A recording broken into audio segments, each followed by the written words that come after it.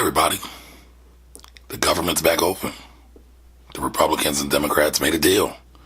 Let's talk about what that means on the other side.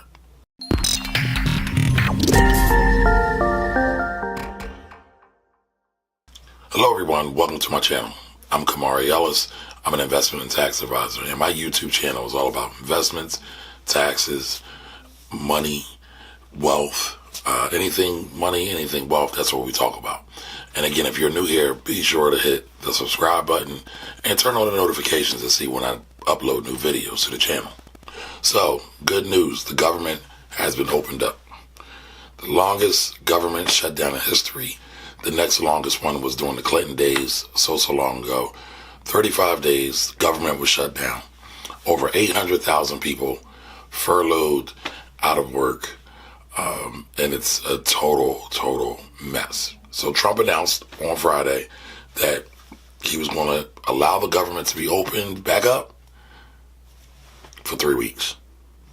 So we have until February 15th to work out some kind of deal over this wall, DACA, and many other budgetary things that they're trying to figure out and work out. Now, many are declaring this a win for Nancy Pelosi, but I'm not convinced.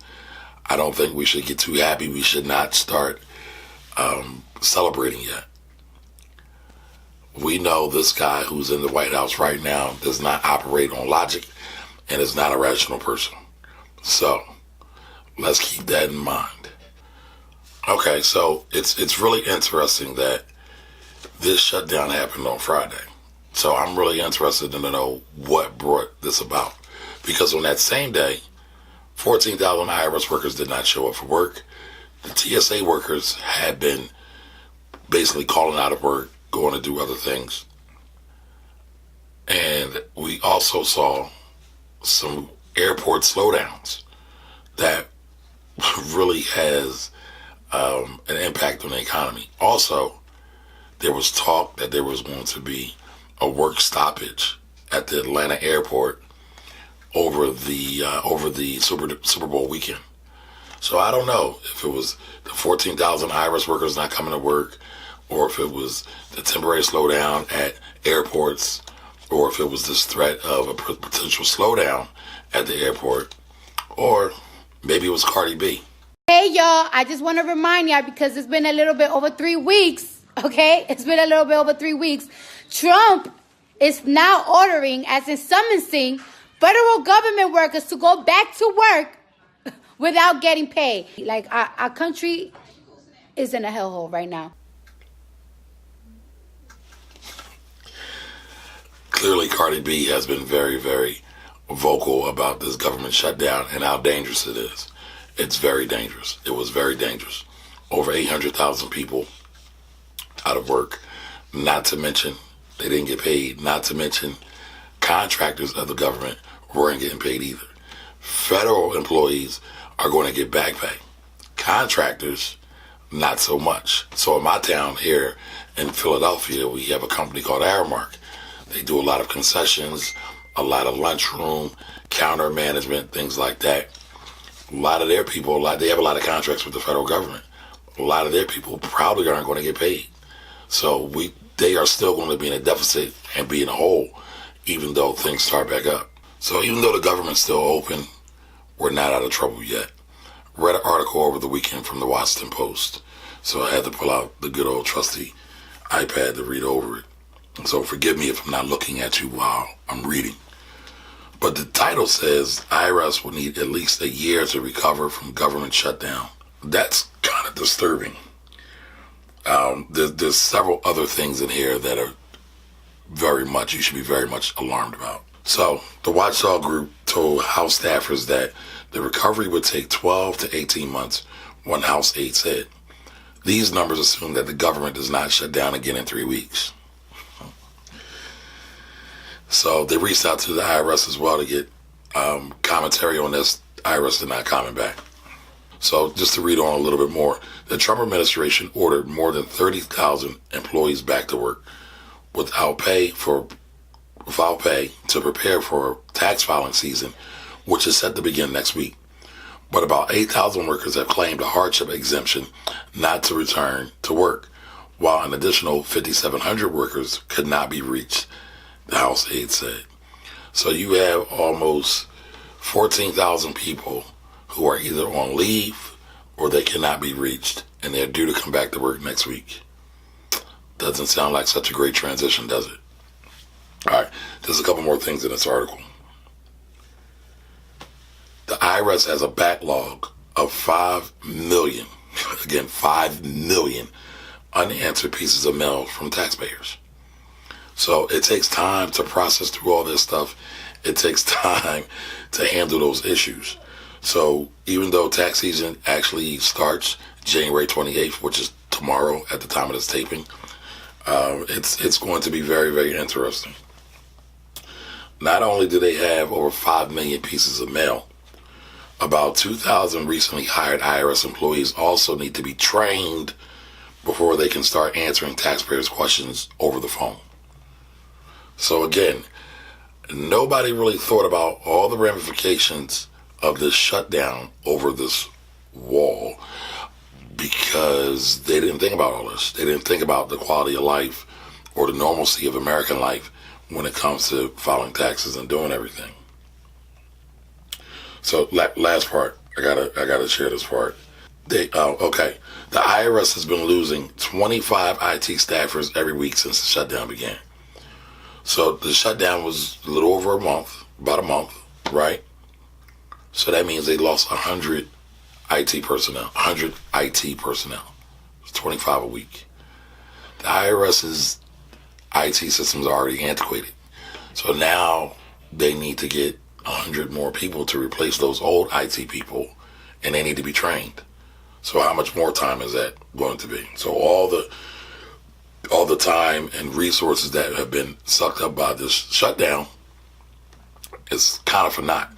By the way, the shutdown ended and kind of began in the same way.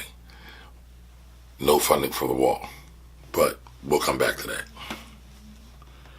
So, but when you listen to some of the stats in this article, it makes it seem like it's a very dire situation. Now, again, IRS is coming back to work. Tax season starts on the 28th. Everything's starting to move, but a lot of people aren't there. And I've been talking about this. I did a couple of short Instagram videos talking about not getting your hopes up. I did another video here talking about the shutdown. You can see that above. There is a lot of issues with the shutdown. Oh, last point, I'm sorry. The government shutdown also delayed training for IRS employees who must be taught how to implement changes to the tax code passed by Congress in 2017. So you have new hires who aren't trained, who aren't also, who have not learned the new tax code. New tax code has not been totally put in place. And we're still dealing with a shutdown or coming off of a shutdown. This is going to be interesting. So, again, government's back to work, but we only got 3 weeks. My thoughts, we have federal workers going to food shelters and food pantries. There was a lot of banks, a lot of companies that stepped up to help these federal workers. But at the end of the day, we all have to remember things are very fragile. Most people live paycheck to paycheck. So the government employees went without 2 paychecks. The last paycheck they were supposed to get was on Friday. Now, Trump did say he was going to expedite payment. Hopefully that happens this week. But my thought is, and I know everybody can't get a job or a second job or start a business. Sometimes you need authorization. Sometimes it's flat out denied. But everybody should have a side hustle. One of the things I've been experimenting with is selling on eBay. Stuff like this, right? Selling on eBay. Hopefully you can buy something for $10, sell it for 20 in your spare time. There's another video above where you can check out when I interviewed my buddy Derek Quick, who has a full-time job and he still finds a way to do more than 5 figures in Amazon sales every year. Or should I say more than 5 figures in Amazon profits, Amazon and eBay profits every year. So think about that. And I know we're all tired, right? So I'm not taking any of that for granted. But from my vantage point, these people are crazy. And these people I'm talking about in government, we can't rely on them. They're not reliable. They're not sane. We don't have a modicum of any kind of rationality going on at all. So look at possibly selling on eBay and Amazon. Think about doing Lyft and Uber. Think about selling dinners, good old-fashioned dinners. If you like to cook, invite some people over and ask them to buy your food. Make sure it's good, though. You know, think of things. If you're a handyman, try to do some handyman projects on the side. Anything to bring in some extra money. Also, during these 3 weeks, please, please, please don't act like everything's back. And I know you're going to have to get back up on your feet, try to pay some bills. But we should probably act like the government shutdown has not ended. Just because, again, there's no rationality, there's no sanity up on the Hill, nor in the White House. So, again, I would act like this shutdown hasn't even happened. So whatever money you get, you know, pay your bills, but try to live as frugally. That doesn't mean cheap, by the way, but live as frugally as possible. Sadly, many American citizens can't depend on the American government.